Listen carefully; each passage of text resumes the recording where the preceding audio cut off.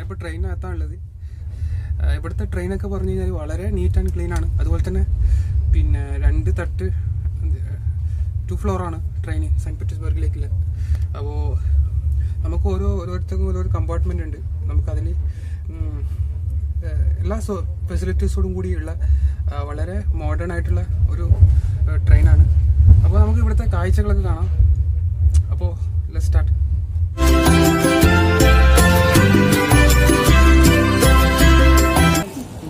Мороженое Проба кафе. Самое космическое, самое вкусное.